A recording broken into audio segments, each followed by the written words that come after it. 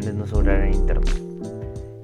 Soy su anfitrión Ricardo y hoy vamos a hablar de una película de ciencia ficción muy especial. Star Trek First Contact del año 1996, dirigida por Jonathan Frakes y protagonizada por Patrick Stewart y Jonathan Frakes.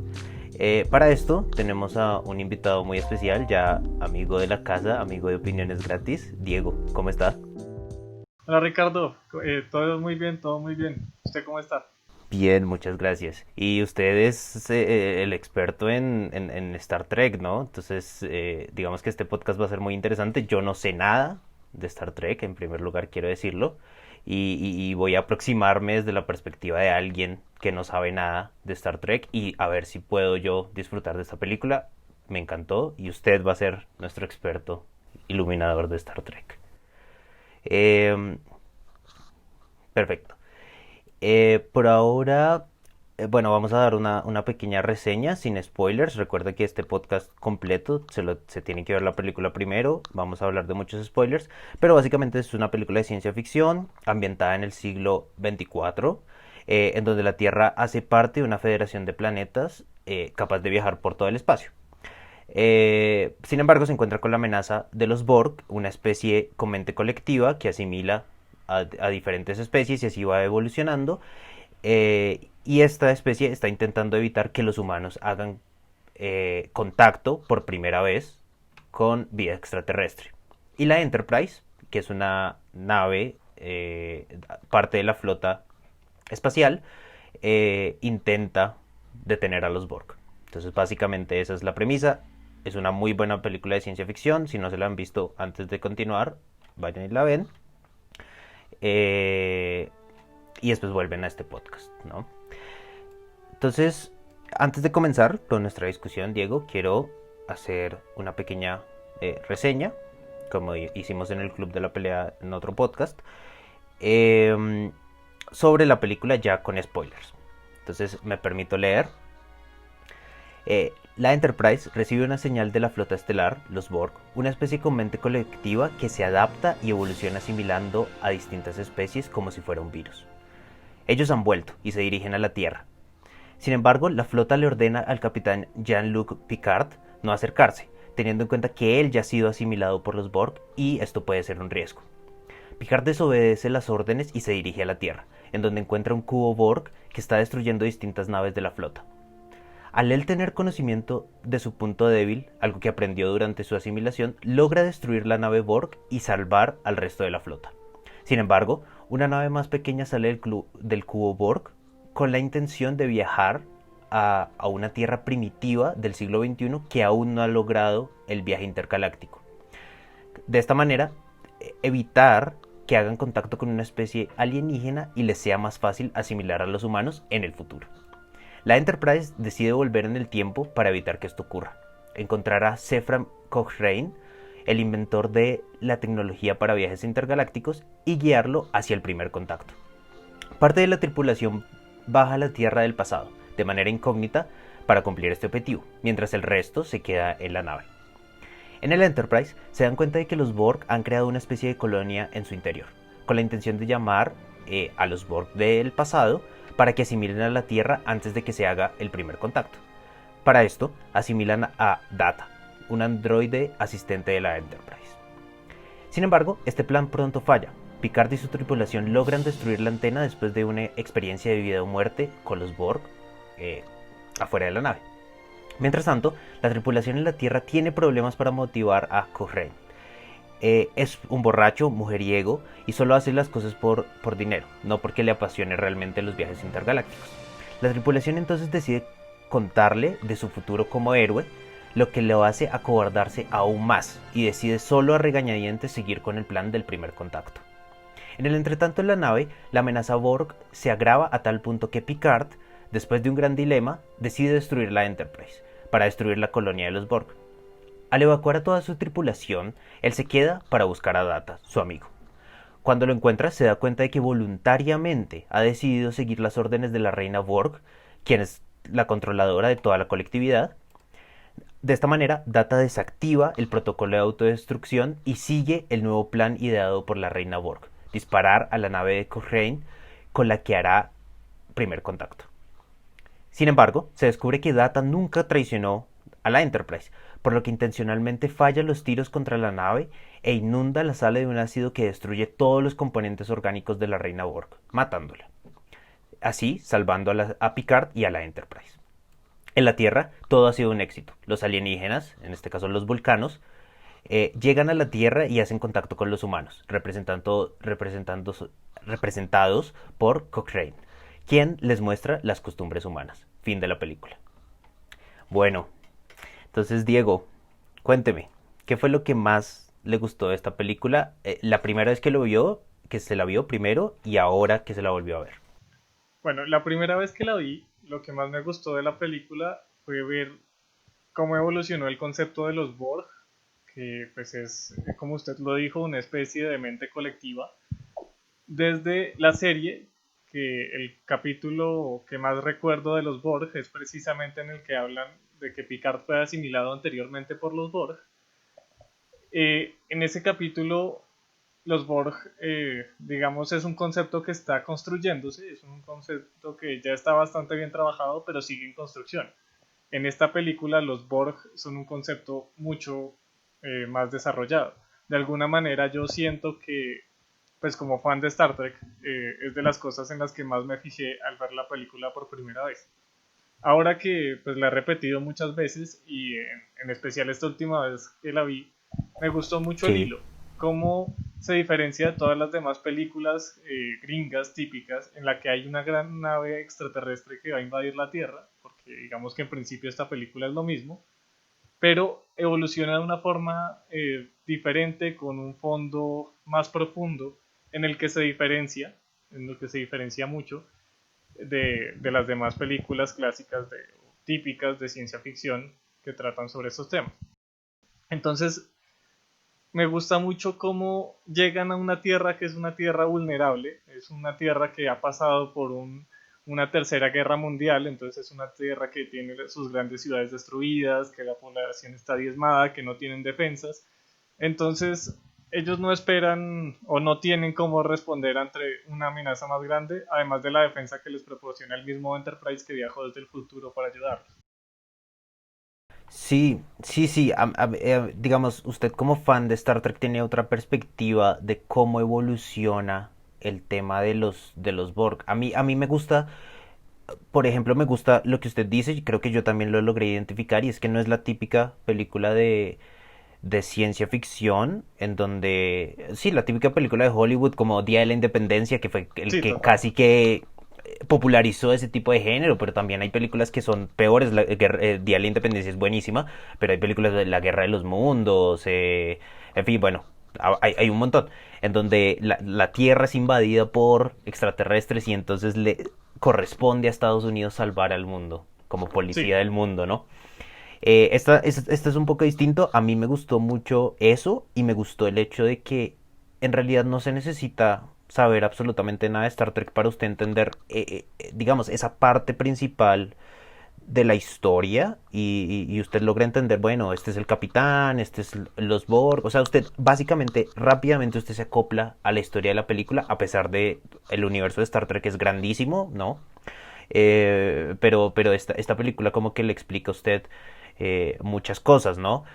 Eso fue lo que más me gustó, porque si no hubiera sido problemático para mí. Eh, pero bueno, ¿qué fue lo que menos le gustó de la película? bueno, ahí para mí es difícil encontrar algo que no me guste de la película porque es de mis películas favoritas de toda la vida, es una película a la cual le tengo mucho cariño.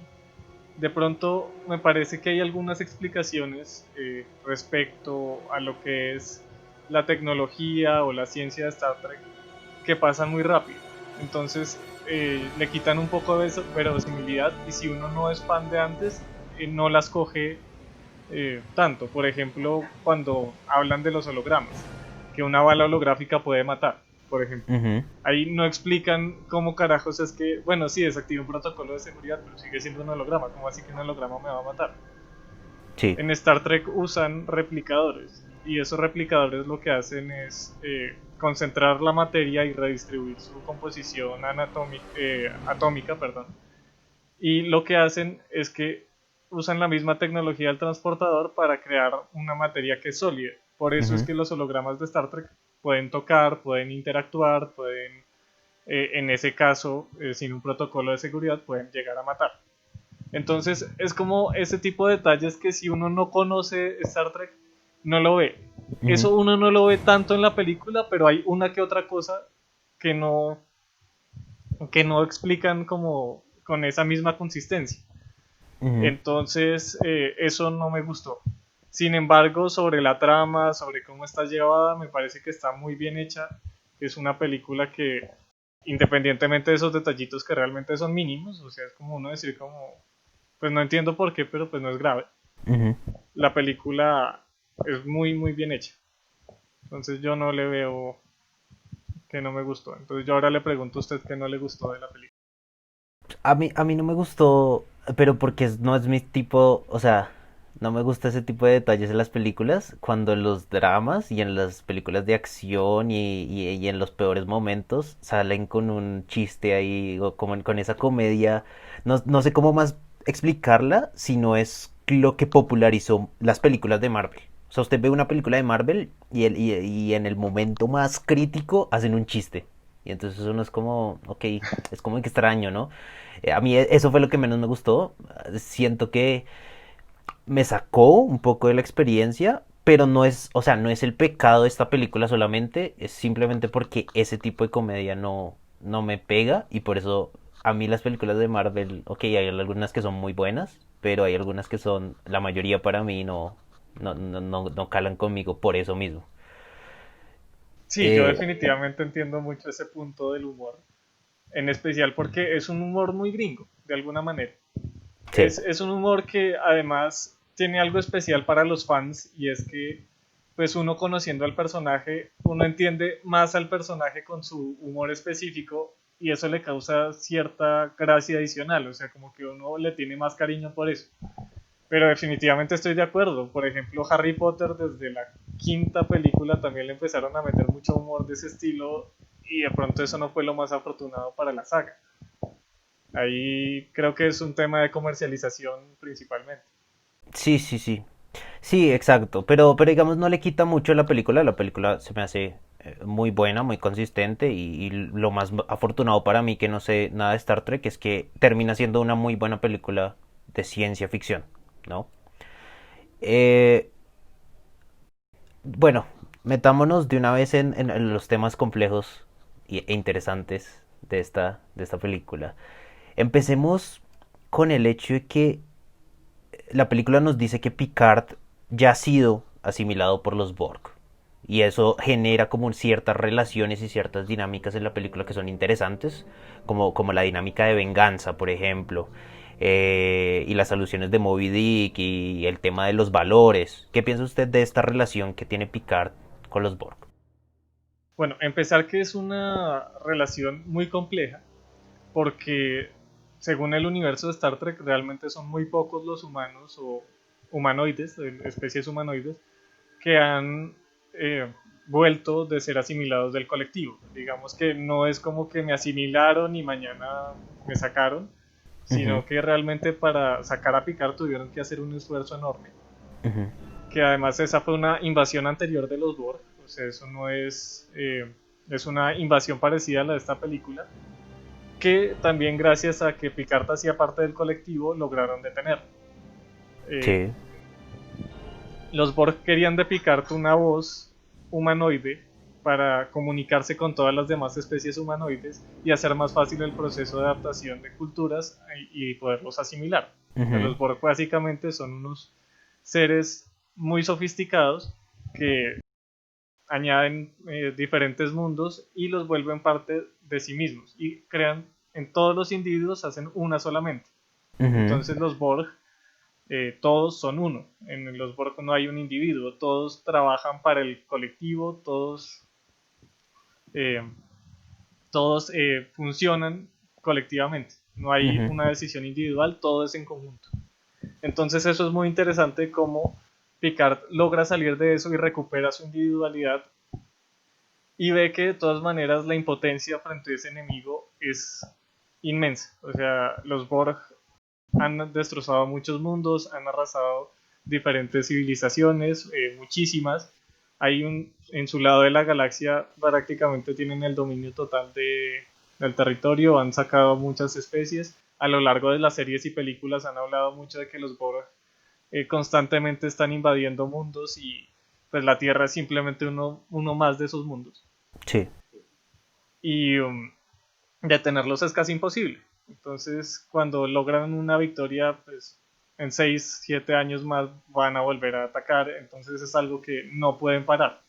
Digamos que esa es parte de por qué Picard quiere poner una raya de por qué hasta ahí y no más. Porque los Borg prácticamente los tienen asediados por todos lados y no hay mucho que puedan hacer. Y son violentos y imponen su colectivo sobre todos los demás mundos. claro.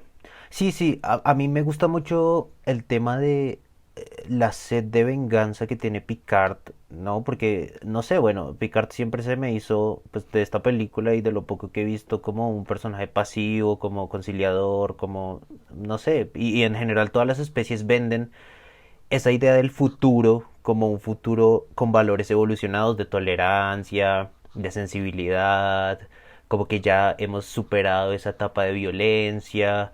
eh, y aquí vemos a Picard completamente enfrascado y hay muchas alusiones a Moby Dick en ese sentido, como él el capitán Ahab contra la ballena, ¿no? Y que la ballena y la sed de venganza y que va a ser su perdición, ¿no? Entonces a mí eso se me hace interesante, además porque hay un contraste como entre los valores primitivos del pasado, porque ellos viajan en el tiempo, viajan al pasado, y los valores del presente. Entonces ellos se creen muy evolucionados, pero ahí está Picard, que es uno pues, de los más importantes ahí, sucumbiendo ante esta sensación casi por necesidad, casi porque, como usted lo dice, los Borg son una amenaza incontrolable y él ve esa oportunidad de destruir a los Borg y poner un pare y eso digamos que genera unos debates que son interesantes, o sea, hasta qué punto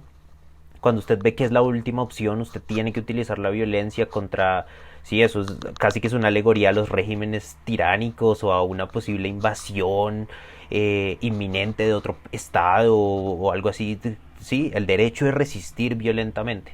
No sé qué le parezca a usted.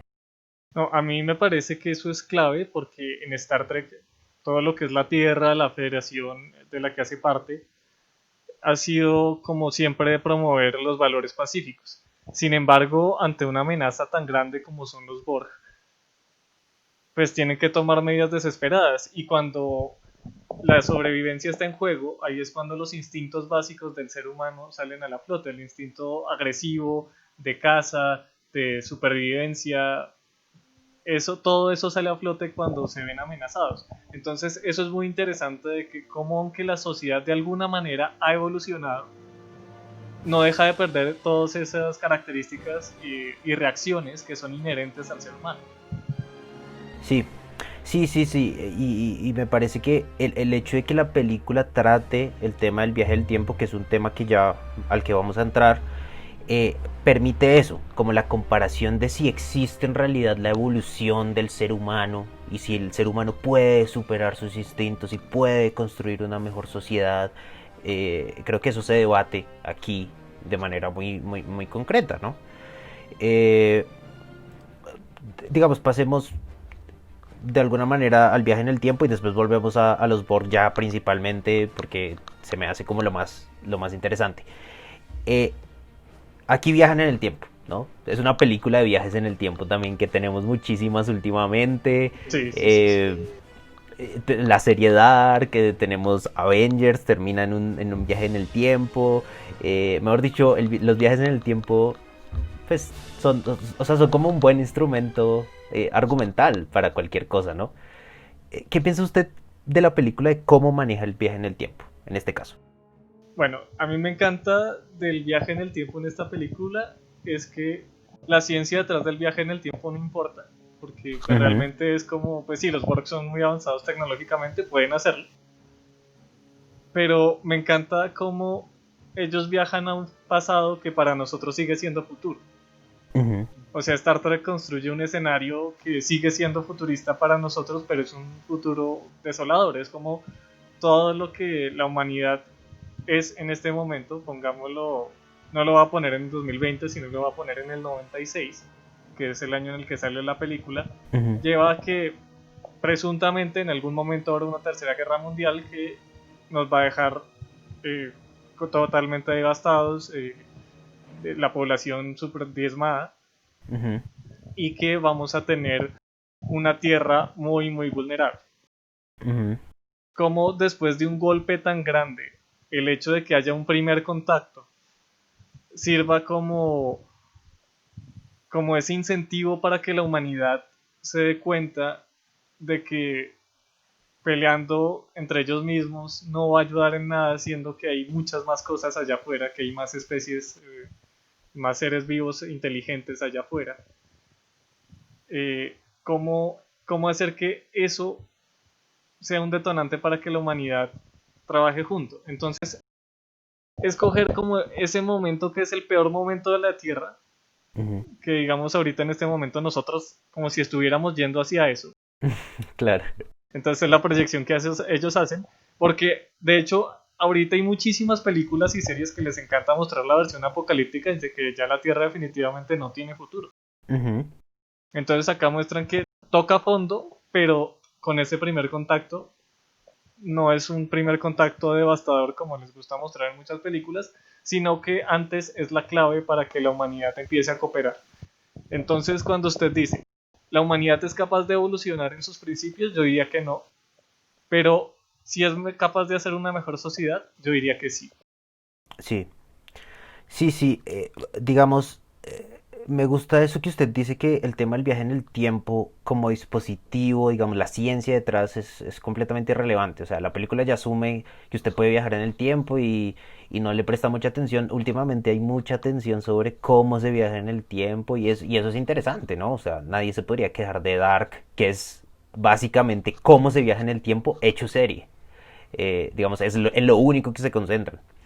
Y lo mismo, por ejemplo, Avengers también tematiza la forma en el que se viaja en el tiempo, universos paralelos. Aquí no se meten con eso, o sea, no toman partidas, simplemente tienen que volver en el tiempo, hacer que el futuro ocurra, o bueno, el futuro pasado ocurra, y devolverse, y ya. No hay tema. Obviamente, la gente del pasado no se puede dar cuenta de que ellos viajaron en el tiempo, es lo típico, pero no, digamos, no se concentra mucho en eso y creo que eso es una ventaja en esta película porque le permite desarrollar otras temáticas que me parece que son mucho más importantes, ¿no? Por ejemplo, lo que usted dice del primer contacto es un tema mucho más importante. O sea, de pronto podríamos discutir el hecho de si la película vende esa idea de salvación, esa idea de Mesías en el primer contacto. O sea, el primer contacto, si no fuera por el primer contacto, quién sabe si la humanidad llegara a, a un punto en donde, digamos, fuera importante para el universo, ¿no? O sea, sin el primer contacto no.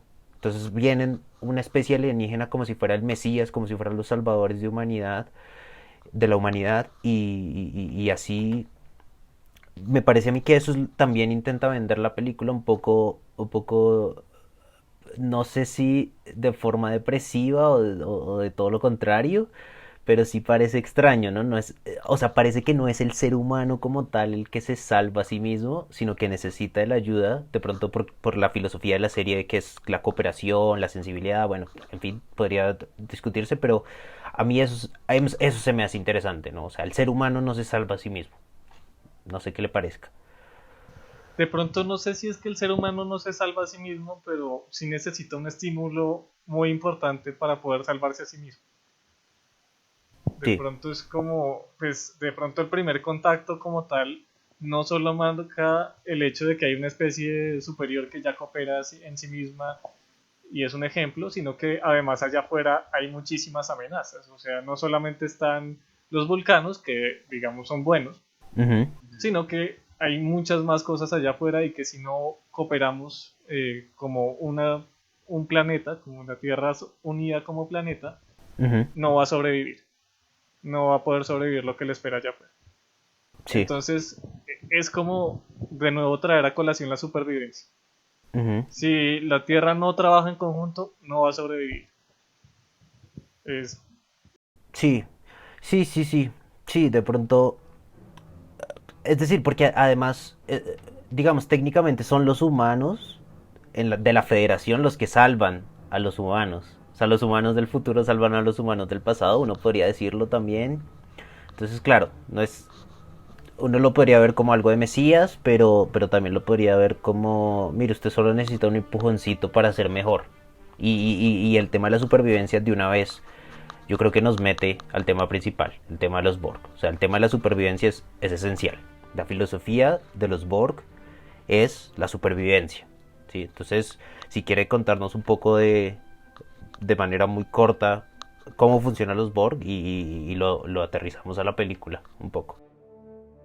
bueno, como la introducción que hice anteriormente, pues los Borg son una gran mente colectiva que asimilan a otras criaturas y otras civilizaciones o sea, tanto la biología como la tecnología las introducen dentro de su colectivo. Se van expandiendo, van conquistando, van devorando mundos enteros y eso es lo que les permite sobrevivir. Ellos sobreviven de esta manera con el objetivo, además, como un plus, de llegar a la perfección. Y es una perfección que no es solo tecnológica, no es solo biológica, sino que requiere de ambos para poder llegar a ese punto cool. Sí, sí, digamos, el colectivo es lo que importa y en ese sentido ese colectivo se manifiesta en la especie, ¿no? O sea, el instinto de supervivencia puede pasarse casi directamente a la especie. Que eso, digamos, en teoría de la evolución, normalmente el instinto de supervivencia se predica del individuo con, digamos, enfocado, por supuesto, a la especie, pero al final es, incluso ni siquiera es el individuo, sino el gen, ¿no? El gen es el que, por eso Richard Dawkins habla del gen egoísta, el gen es el que quiere sobrevivir, no la colectividad, no la especie, ni siquiera el individuo, el gen. Entonces aquí es como que voltean eso y dicen, no, la especie tiene el objetivo de sobrevivir y en ese sentido funciona también, no sé, me parece, o sea, es como un virus, en el sentido de que para sobrevivir necesita, o al menos eso parece, necesita de otras especies, o sea, destruir, entre comillas, que ellos lo llaman asimilar, ¿sí? Volverlos parte de Parte de su sí. colectividad para expandirse, para sobrevivir. En ese sentido, es básicamente un virus, ¿no? Sí, yo estoy muy de acuerdo con la comparación con el virus y me parece clave que usted menciona a Dawkins, del hecho de que el gen es el que tiene que pasar. Ellos hacen una máquina que no solo es biológica, es una máquina biológica tecnológica, pero esa es su herramienta de supervivencia. Y tanto así que esa tecnología también es de alguna forma viva. Esa Ujú. tecnología junta con lo orgánico hacen algo único y esa es la forma en la que ellos se transmiten. Cuando ellos asimilan a otras especies, digamos en la película se ve claramente cómo ellos le inyectan un par de cables en el cuello, bueno, en cualquier parte de una persona, y le inyectan como unas micropartículas robóticas que empiezan a hacerle crecer los implantes. Sí. Esa de alguna manera es la biología tecnológica detrás de los Borg. Es su esencia transmitiéndose y regándose como un virus. Claro, exacto. Eso no lo había pensado y se me hace muy interesante. O sea, casi que el replicador, como la forma de asimilar, la forma de reproducirse, la forma de expandirse, eso es lo que quiere sobrevivir. Ningún individuo Exactamente. quiere sobrevivir, sino la forma, eso es demasiado avanzado. O sea, eso a mí se me hace un concepto extremadamente interesante. Además que ellos tienen, en la serie lo explican un poco más, unas partículas internas que llaman nanosondas, que son como, haga de cuenta, las células vivientes pero tecnológicas, Ok, que son exactamente lo que acabo de contar, las que se encargan de hacer que crezcan esos órganos y las que se encargan de que ese individuo que acaba de ser infectado haga parte ahora del colectivo. ok, O ok. sea, esas partículas hacen que ya usted se conecte al colectivo independientemente de que usted no le hayan puesto todos los implantes que necesite o la tarea que le asignen como dron, que es la máquina específica que sería cada ex individuo, Ujú. eh, esa partícula es la que le permite que ya él haga parte del colectivo y el colectivo decida qué función debe tener ese ex individuo personalmente, ese dron como lo llaman ellos. Ok. Sí, sí. Y creo que, por ejemplo, el tema de la forma en la que se replican y otra cosa, la forma en que sobreviven o resisten o como que su sistema inmunológico de alguna manera se adapta a las armas tan rápidamente, también eso compara mucho con el virus y con las bacterias también. O sea, el hecho de que el sistema inmunológico, o sea, para los que no se hayan visto la película, usted le dispara un Borg y no sé, a los 13 segundos, bueno, yo no sé, se ha adaptado. Entonces por eso tienen que estar constantemente cambiando la frecuencia del láser o las armas en general para que los Borg puedan, digamos, los individuos o ex individuos de los Borg puedan morir, ¿no? Porque de resto son invencibles. Sí, los Borg también tienen esa característica y es que como ellos asimilan la tecnología, cuando ellos reciben un disparo, no solamente reciben el disparo, sino que reciben información sobre el disparo, lo cual les permite desarrollar ellos automáticamente una tecnología para repelerlo. Uh -huh. Eso es, digamos, una de las características que los hace tan peligrosos e invencibles. Ellos no solamente se adaptan, sino que además también se regeneran. Ellos tienen la capacidad de regenerarse, como ellos tienen esas pequeñas células robóticas que son las que controlan su colectivo y son las que manejan también parte de esa tecnología. Ellos rápidamente se están reconstruyendo, se están regenerando, se están adaptando, están aprendiendo de todo. Entonces, también ahí llega otra pregunta que me parecería muy interesante y es por qué ellos, si les interesa igual también la tecnología, van a asimilar la Tierra en el pasado, si la Tierra del pasado no es tan avanzada. Y yo creería que la respuesta ahí es que ellos la tecnología de la Tierra la conocen ya muy bien porque han tenido muchos enfrentamientos, han asimilado ya muchas naves en el pasado y ya teniendo esa tecnología lo único que les falta es la población. Y la población ya teniendo la tecnología pues es mucho más fácil de obtener en el pasado porque es esa tierra vulnerable que hablamos. Sí, sí, sí. Yo no lo había pensado así. Yo pensé que era como una especie de dispositivo de la película para... O sea, yo lo que asumí fue lo siguiente. La Tierra es como una especie de molestia en el futuro. Y en ese sentido, pues mejor atacarlos cuando estén débiles en el pasado. Eso fue lo que yo... Pues, no Yo sé. creo que eso es completamente acertado, pero es un poco de ambos. Sí. Porque de todas maneras la Federación es la potencia de ese cuadrante de la galaxia donde se encuentra. Y Ujú. los Borg pues no tienen tanta presencia en ese cuadrante, entonces pues van a atacar precisamente los puntos más importantes de esos cuadrantes, entonces de los cuadrantes restantes. O sea, son la galaxia según Star Trek son 4 cuadrantes, los Borg hacen parte del cuadrante Delta y la Tierra está en el cuadrante Alfa, entonces ellos entran al cuadrante Alfa Ujú. con el objetivo de debilitar las potencias más fuertes, entre esos la Federación Unida de Planetas, cuya capital es precisamente la Tierra. Ok. Ok, tiene sentido también en esa perspectiva. Hablemos del tema que más me pareció interesante acerca de la película y es la combinación entre lo tecnológico y lo orgánico como parte de la perfección de los Borg. O sea, y lo digo porque normalmente en la ciencia ficción e incluso en científicos futuristas, o sea, de nuestra realidad, pues, eh, digamos que la tecnología es como el nuevo paso para la humanidad.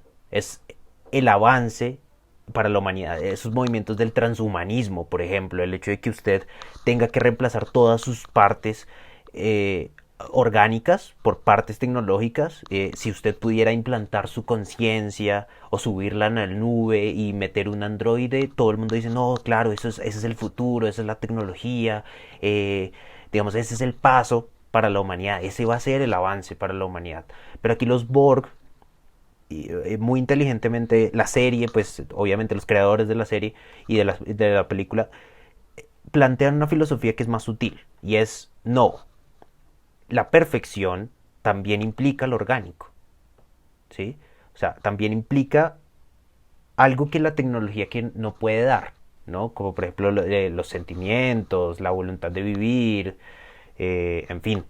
¿Qué le parece a usted esto?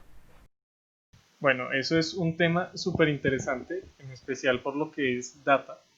Data, para los que no saben, porque la película lo hace implícito, pero al principio de pronto si uno no lo sabe, no lo es tanto. Data es un androide. Ujú. Data es creado, es una máquina completamente y es una forma de vida artificial. De todas maneras es considerada una forma de vida, aunque sea totalmente artificial. Que pues eso es otro debate que plantea la serie, que en este momento no me voy a meter con eso.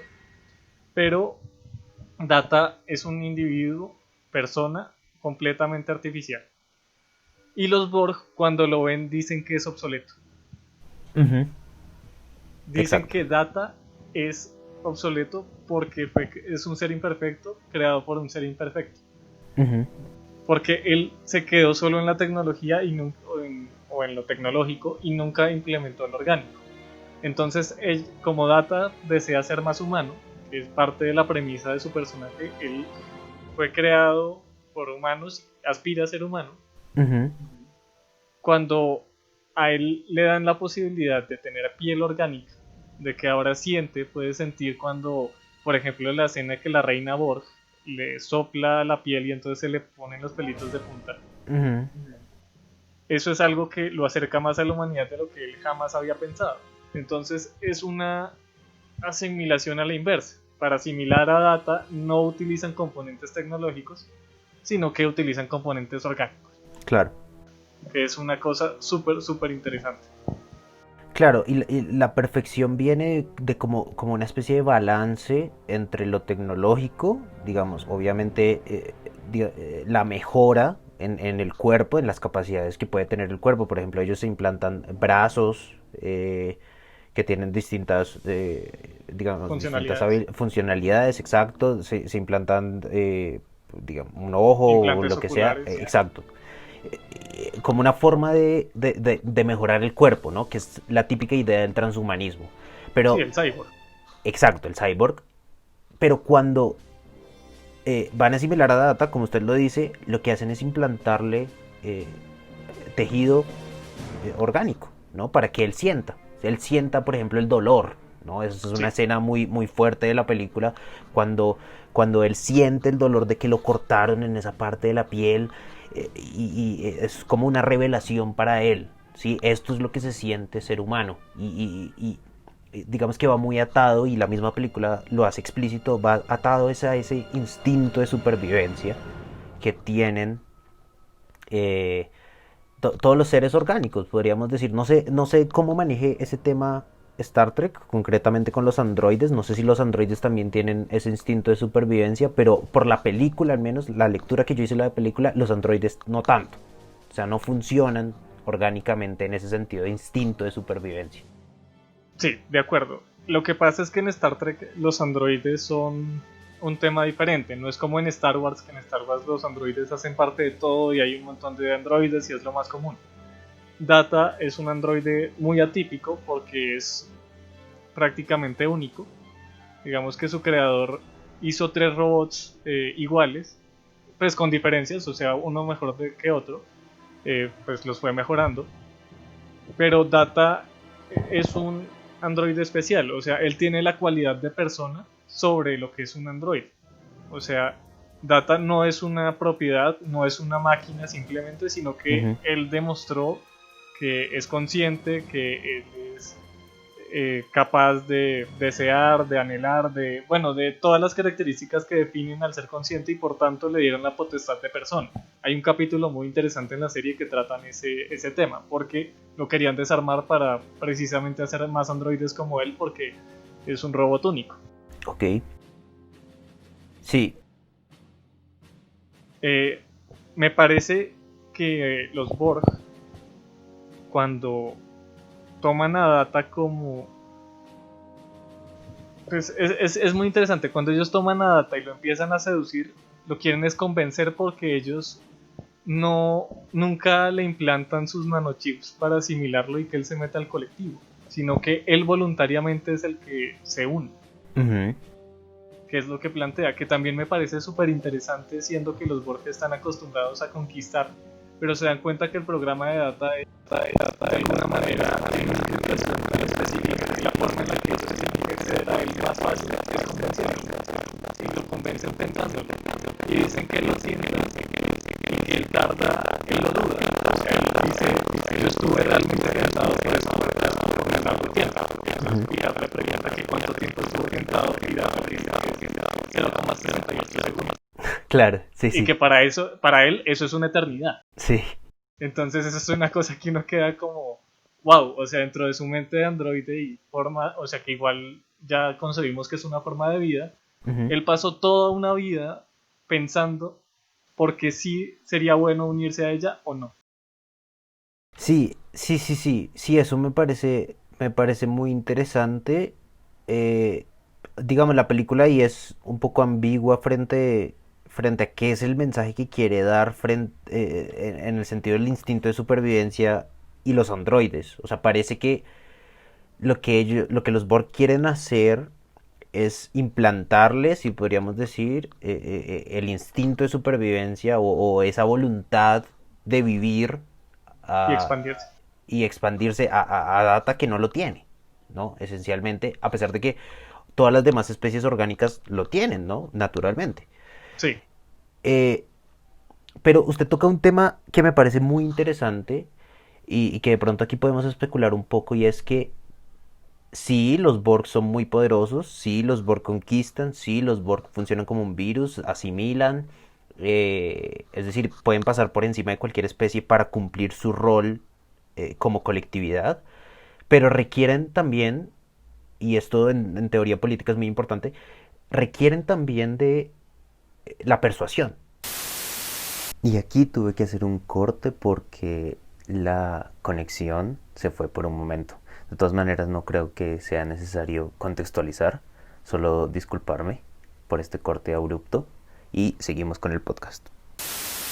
Entonces, lo que le estaba diciendo era que, eh, digamos, la persuasión resulta importante también para los Borg. O sea, no solo la asimilación, no solo la conquista, no solo pasar por encima de cualquier especie, sino también, y eso me parece importante, eh, persuadir, ¿no? Y aquí era lo que le estaba diciendo, que existe como una forma de, digamos, el capítulo que usted me dijo que me viera, y usted lo dijo en el podcast hace un momento, el objetivo de asimilar a Picard es convencer de alguna manera a las especies humanoides a que se unan a la colectividad Borg.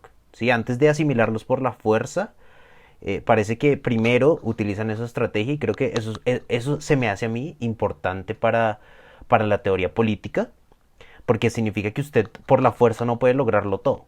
O sea, usted tiene que también tener cierta persuasión, ¿no? Y por eso persuaden, por ejemplo, también a Data o quieren persuadir a Picard, como le dije. A mí eso se me hace interesante, ¿no? sí, de acuerdo. Y yo creo que esa persuasión es súper notoria e importante porque digamos que dentro del colectivo mismo, pues también van a estar las voces de los que no quisieron, ¿no? O sea, de todas maneras no deja de ser una mente colectiva y cada mente que llega, aunque hay una voz que los ordena, pues cada voz que va entrando va pesando en el colectivo.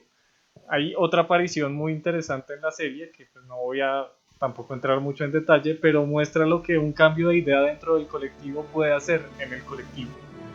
Y el colectivo varias veces dentro de la serie tuvo que desconectar pedazos de colectivo para que esas ideas no prosperaran. Digamos, yo quería preguntarle también a usted qué piensa del personaje de la reina Borg. Eh, digamos, me parece un personaje muy interesante, pero o sea, es un personaje fácil en el sentido de la trama. O sea, es una forma fácil de explicar cómo funcionan los Borg. Y usted dice, no, es que tienen un centro, ¿no? Y el centro es el que los guía y, por ejemplo, ella misma lo dice, genera orden dentro del caos, ¿no? Eh, pero hubiera preferido que no hubiera ningún centro, en cierto sentido, como que funcionara como la selección natural misma, que es casi al azar y que ellos, sí, bueno, este es nuestro objetivo y conforme, digamos, conforme van aprendiendo, van viendo cuáles son sus objetivos y los mejores medios para conseguirlos y van perdiendo un montón de colectividad, pues obviamente como la selección natural, ¿no? Usted va perdiendo un montón de cosas que no le sirven y un montón de individuos sacrificados. Ahora usted podría decir, claro, usted llega un momento en su evolución como especie que usted llegaría a un centro, ¿no? Usted podría decir eso y creo que eso salvaría mi crítica, ¿no? Usted podría decir, no, es que los Borg son tan evolucionados que en principio no tenían centro y de repente tuvieron un centro, pero no sé, dígame usted que... Bueno, hay una cosa muy interesante y es que ella tiene un diálogo que voy a traducirlo, voy a utilizarlo como se utilizaría, como se diría en español, y es que ella en su frase introductoria, que de hecho es una escena muy buena y en efectos especiales para la época que no había CGI y que todo se hacía mecánicamente, es una escena que está muy bien montada. Entonces sale la reina que simplemente aparece como una columna vertebral y la cabeza y Ujú. la insertan en un cuerpo. Sí. Esa reina dice, yo soy el principio, el fin, aquel que es muchos. Yo soy los Borg. Entonces cuando ella dice yo soy los Borg, en inglés es I am the Borg, o sea, podría ser yo soy el Borg o yo soy los Borg, Ujú. pero lo Sí. que quiere decir es que ella es el colectivo, o sea, no es que ella dirija el colectivo, no es que ella sea la reina del colectivo, o sea, Ujú. sino que ella es la expresión del colectivo. Entonces, hay un tema en el que es, digamos, la herramienta que el colectivo utiliza para no solo comunicarse con las personas que no hacen parte del colectivo, porque los drones en sí no hablan, Ujú. sino que ella es la voz, es el estandarte, es la representación, pero es en sí mismo el colectivo. Usted me había mencionado antes del podcast un capítulo de Rick y Morty Ujú. en el que el colectivo, básicamente cada persona iba hablando, pero siempre había una persona que hablaba y solo era Sí. una. Sí, Y se sí. iban turnando entre las personas, pero todas esas personas era el colectivo, era la voz del colectivo. En este más o menos es ese mismo ejemplo de que el colectivo suma su voz en un dron. Y ese dron es el que, digámoslo así, trae el orden al caos. Es el dron que, eh, o bueno, ya es más allá que el dron, es la reina, Ujú. ¿sí? Pero no es o sea, no es que sea un líder, no es que sea tan eh, sí, no es que sea quien nos guía, quien les Ujú. da las órdenes, sino es la expresión de todo el colectivo. Entonces lo que usted dice, llega a ese centro, Sí, pero sí. no como un líder. Sí, exacto. Sí, sí. Usted tiene toda la razón. No, no me acordaba de esa escena en donde explica eso. Y a mí me parece importantísima. Usted tiene razón en que parece ser más la segunda opción que yo doy. De que evolutivamente usted podría asumir que ellos al principio no tenían un centro. Pero el centro lo tuvieron que crear para adaptarse y poder comunicarse con otras especies. Digamos, algo así como, obviamente, las especies en algún momento tuvieron que crear un cerebro, ¿sí? Como una forma de todas esas procesos biológicos, de alguna manera concretarlos en un solo punto, pero eso no significa que obviamente usted es su cerebro, ¿no? Usted como individuo no es, sí, usted sería su cerebro. En ese sentido lo entiendo yo. Claro, y como el colectivo tiene tantas voces, porque tiene tantas personas asimiladas, para expresarse necesita ese centro, ese cerebro, porque si no todas las voces estarían hablando al dispar y sería una locura. Nadie Exacto. podría decir nada, nadie tomaría una posición, entonces todas esas voces se ordenan en ese centro. Sí. Y Sí, ese sí, sí. centro es la colectividad. Sí, exacto. ¿Usted qué cree, qué piensa usted de la filosofía de los Borg principal de que la colectividad lo lleva a usted más a la perfección que la individualidad. O sea, aquí estamos compitiendo, por decirlo así, la mano invisible del mercado, si podemos hablarlo de alguna forma, que sería la individualidad, digamos, las acciones egoístas de todo el mundo llevan a un bien común versus la colectividad de los Borg, que es una posición central, completamente controlada, eh, que lleva a algo mejor. ¿Qué piensa usted? Bueno, ahí hay un dilema muy grande porque el colectivo usted le quita totalmente la individualidad, la capacidad de decidir. Pero nuestra sociedad actual, en especial, digamos, el sistema de globalización, el capitalismo, nos está llevando a un punto en el que cada vez la individualidad se va perdiendo más. Vamos siendo cada vez números dentro de un sistema y ese gran sistema pues sirve para expandirse y la expansión es de capital, Ujú. precisamente. Entonces los Borg de alguna manera es como esa expresión de, de que cuando hay un interés mayor al individual, ese interés se va a llevar siempre a su colectivo. O sea, de alguna manera nosotros acá vemos las marcas, consumimos las marcas, nos dejamos llevar por todo lo que nos va dejando el capitalismo. Ujú. Y eso de alguna manera nos va quitando la individualidad. Cuando alguien decide rebelarse al sistema, entonces se da cuenta que no puede sobrevivir, porque pues ya la sociedad en su sistema es tan grande y ya digamos que es tan importante y nos ha implicado tanto en nuestras vidas que si nos salimos de ahí no tenemos cómo sobrevivir. Claro. Entonces nos devolveríamos ya casi a un estado primitivo en el que tocaría cazar para sobrevivir y esa es como la expresión más grande de individualidad que podríamos tener. Sí, sí, sí, de pronto, claro, lo que usted dice es cierto, o sea, a nosotros pertenecer a la sociedad moderna, pues tenemos que someternos a sus reglas y muchos de nuestros fines obviamente son influidos por la sociedad moderna, lo que nosotros creemos que es el éxito, por ejemplo, y los medios, por supuesto, no los proporciona la sociedad moderna, pero creo que, digamos, al menos para nuestra ilusión o nuestra autorrepresentación o autodescripción, eh, la libertad y la individualidad sigue siendo extremadamente importante para nosotros. O sea, así sea mentira o lo que sea, para nosotros presentarnos como individuos todavía sigue siendo importante, ¿no? O sea, y creo que la anulación completa del individuo en la colectividad, si bien instrumentalmente me parece que es inobjetable, que es más eficiente, de pronto moralmente podamos nosotros decir, no, bueno, aquí hay algo mal, ¿no? No sé qué crea. Sí, pues moralmente viene la gran crítica hacia el capitalismo y las protestas actuales por pues los sistemas o los gobiernos prefieren dar prioridad a lo económico sobre lo social, por ejemplo. Uh -huh.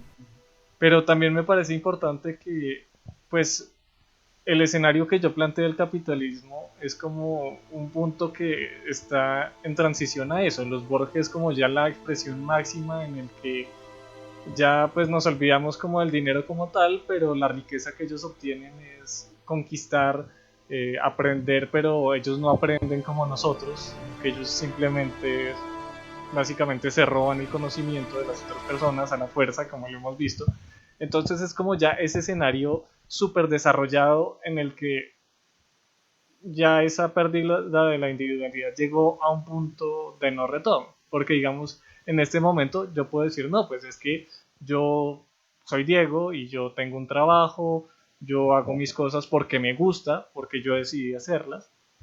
Entonces eso me da un cierto toque de individualidad, pero cuando ya usted lleva eso y lo extremiza, entonces ahora todos tenemos celulares, parte, haga de cuenta un implante. Uh -huh. Entonces ahora eso nos está conectando. Y como así haga de cuenta Skynet en Terminator, Uh -huh. ya esa es una conexión aún más grande. Y eso ya hace que luego la tecnología se va integrando con nosotros y luego, no sé, terminemos volviéndonos a los Borg. La reina también menciona en una escena que nosotros antes éramos iguales a ustedes. Uh -huh. Y Claro. pero evolucionar.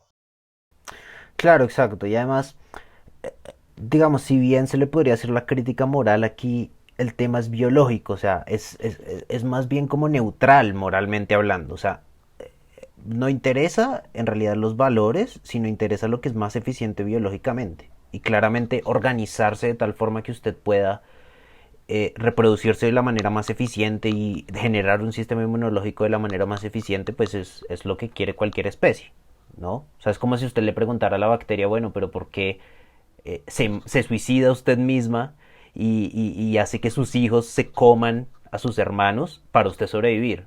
Y bueno, la bacteria le diría, bueno, eso no interesa, ¿no? Sí, de acuerdo. Casi que la película vende como que nuestra moralidad es casi que una limitación para nosotros como especie, ¿no? Algo que es de pronto interesante. Sí, y lo chévere es que deja como para que uno lo analice, porque tampoco es que tome una postura eh, tan radical sobre el tema. O sea, deja como, lo deja ahí, Exacto. para que De, ustedes de hecho, el lo tema es analicen. implícito, o sea, solo se da en dos frases de diálogo y el tema de individualidad versus colectividad no, ni se discute en la película. O sea, entonces, pero es un tema interesante. Y que claramente pues los humanos quieren defender su individualidad a lo máximo y pues como hablamos de antes de los valores del futuro, pues que Ujú, ya el hombre, o bueno, la humanidad, no trabaja por obtener riquezas, sino por sentirse bien consigo mismo, porque ellos tienen el deseo de hacerlo, ujú. por su autosuperación. Entonces como que eso le da también un sentido diferente. Hablan también de que la economía del futuro es diferente, que ya no tienen dinero. Bueno, tocan como ese cierto tipo de cosas, que también le mete un poquito de humor, no sé si es del humor que a usted no le gusta, pero lo meten dentro de la Sí, película.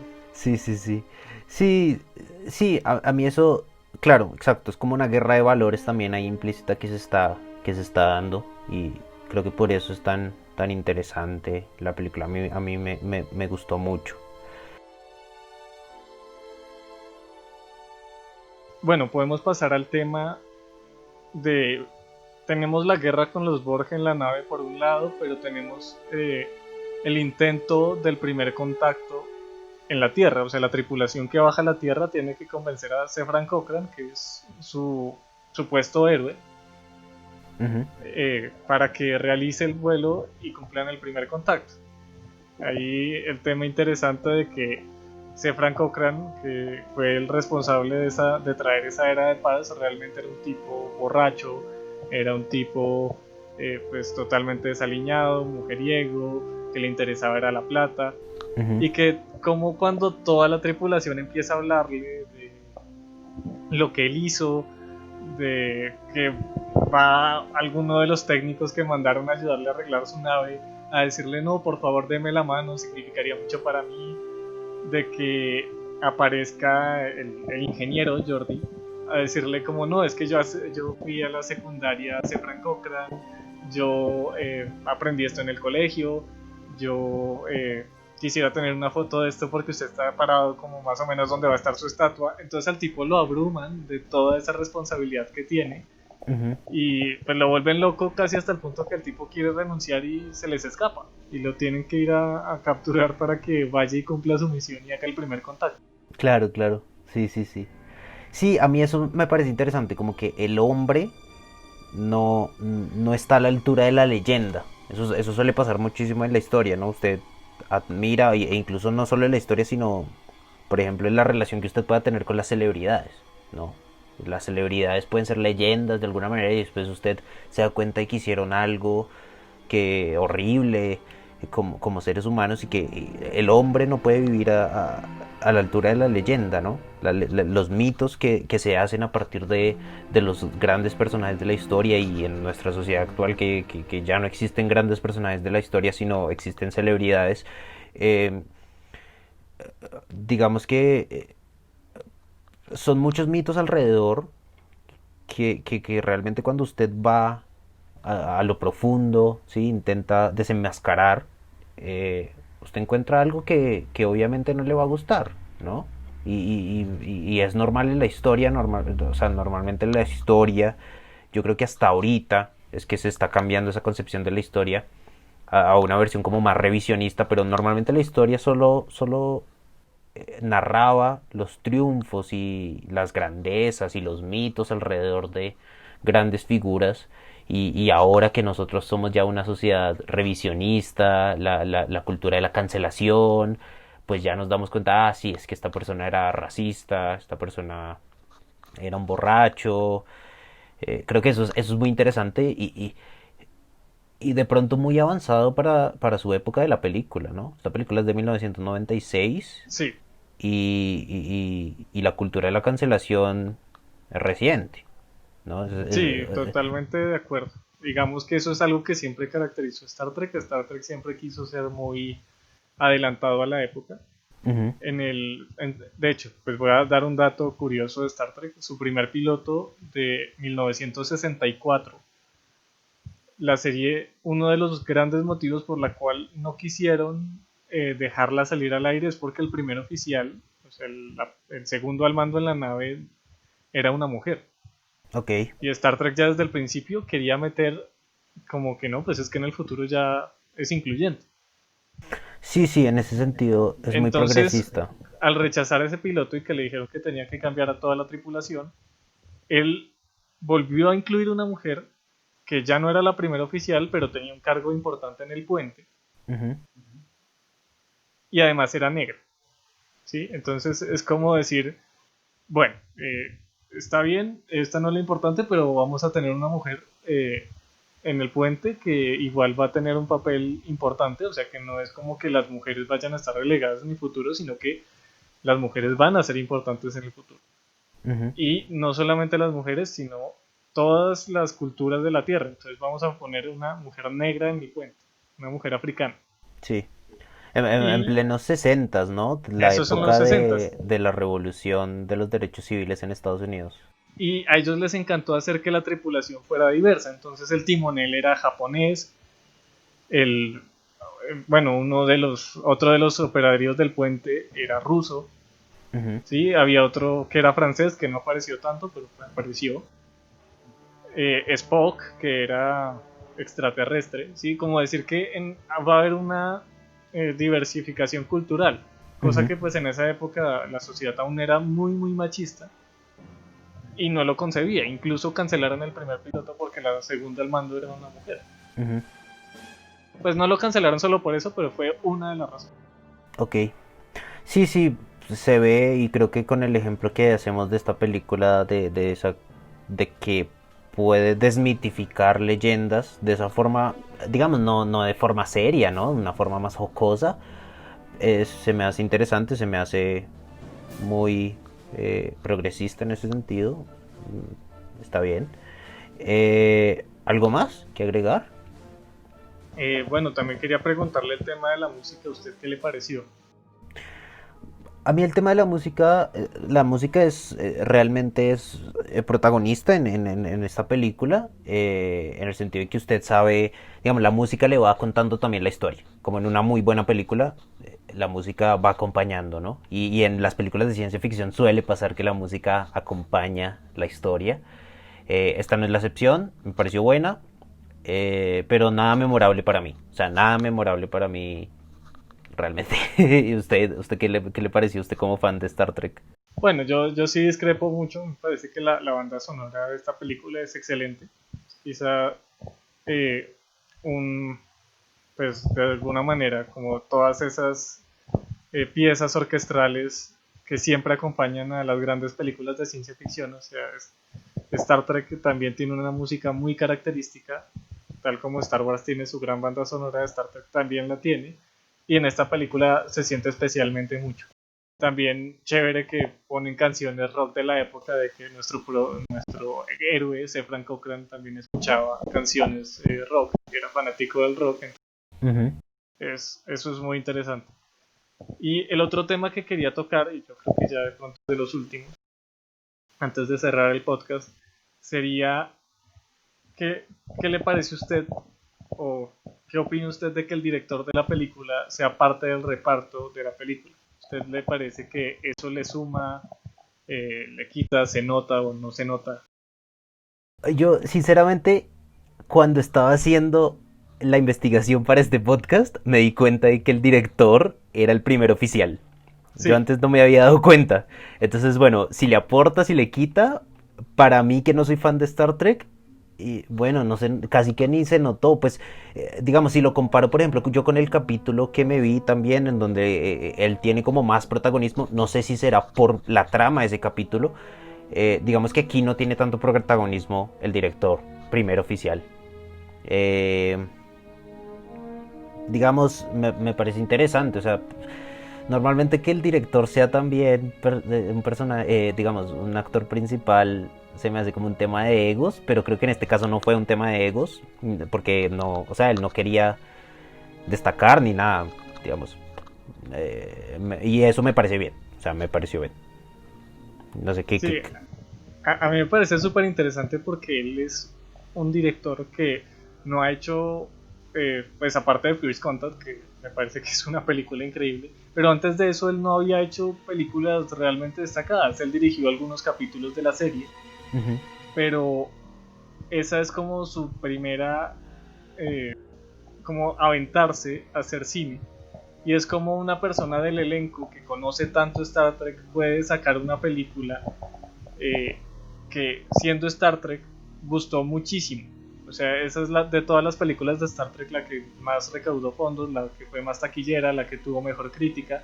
uh-huh, De esas fue, de hecho, creo que es, no sé, pero de la saga de las películas de Picard, es la única que tuvo nominación a Oscar. uh-huh, Esa película tuvo una nominación a maquillaje, que pues para ciencia ficción es una nominación muy importante, uh-huh. pero que la haya nominado un Oscar quiso decir que esa película se habló mucho en Hollywood. Entonces esa fue una película que sonó en Hollywood. Sí. Y es muy interesante que un director que no sea un director de nombre, sino que sea alguien que venga del mismo elenco, que conoce Star Trek, haya sacado un producto tan grande. Sí, sí, o sea, la película, desde mi perspectiva como no fan de Star Trek, la película se me hace muy buena película de ciencia ficción, recomendadísima, y pues me imagino que para los fans de Star Trek, por lo que usted me cuenta, pues aún más, que se la vuelvan a ver. Eh, pero sí, yo recomiendo verla, o sea, ya para terminar este podcast que ya la conversación está tan interesante que va a quedar demasiado larga, pero dígame rápidamente cuánto le pone esta película de 1 a 10. Bueno, yo quisiera devolverle la pregunta, porque usted siempre pregunta cuánto le parece primero al invitado, entonces quisiera que usted nos dijera primero. Yo le pondría un 8. Es muy buena, o sea, un 8 para mí es muy muy buena, no es de mis películas favoritas, eh, pero es excelente, o sea, la recomendaría totalmente para si a la gente le gusta la ciencia ficción, por supuesto. Si no le gusta la ciencia ficción, esta no es su película. Pero si le gusta la ciencia ficción, muy buena película de ciencia ficción. ¿Y usted? Bueno, yo estoy de acuerdo con el 8. Yo creo que como, o sea, quitándome el tricky que tengo adentro, me parece que 8 es una calificación adecuada para la película. Está muy bien llevada, es una película excelente. Eh, ya como fan de Star Trek le pondría 9 porque es la mejor película que ha hecho Star Trek. Realmente es una película que trascendió mucho dentro de la saga, que fue tal vez la que exploró el tema más interesante o de los temas más interesantes que había planteado en la serie, que eran los mismos Borg. También toma el viaje en el tiempo. O sea, es una película que contenta mucho a los fans. Entonces, cuando uno es fan, pues ya pasa del 8 al 9. Sí, Sí, no, me o sea, imagino. Me es imagino. una cosa que funciona así. Además que el universo de Star Trek está interconectado, entonces en la película hay pequeños cameos que están tan bien metidos en la película que no sobran en lo absoluto. O sea, no es como el Stan Lee que aparece ahí porque sí, ¿sí? Sino son Sí. personajes que usted ha conocido, pero pues realmente el cameo tiene sentido en la película, entonces es aún más chévere para el fan ver. Sí, sí, sí. Digamos, yo como no fan la puedo disfrutar y me parece bien. Creo que eso tiene en común con las películas de Marvel un poco. O sea, yo tampoco soy fan de las películas de Marvel, pero me vi como las más importantes, que solo en total solo me vi como 5 y pude entender todo y me pude divertir en las películas. Pero también tenía amigos que se habían visto las 23, yo no sé cuántas son, y lo disfrutaron aún más, ¿no? Con más detalles y tal. Sí, totalmente de acuerdo. O sea, es una película que no necesita contexto para entenderse. Y si se tiene, pues se disfruta más, pero no significa que uno no la disfrute si no lo tiene. Porque la película está muy bien hecha, muy bien llevada, explica lo que tiene que explicar. Exacto. Listo. Esto fue nuestra opinión gratis sobre Star Trek First Contact, recomendadísima. Gracias, Diego, por ser mi invitado y invitado más que especial. Usted siendo experto en Star Trek, creo que le dio mucho contexto a este podcast. Y espero verlo en otros episodios. Usted ya que es de la casa, ya segundo episodio, chévere. Bueno, no, muchas gracias por la invitación. Siempre es bueno tener temas para hablar, temas que nos gusten. Pues sobre esta película les recomiendo que realmente la vean, que no tengan no tengan como la restricción de que como es Star Trek y yo nunca he visto Star Trek no voy a entender nada, porque no es así.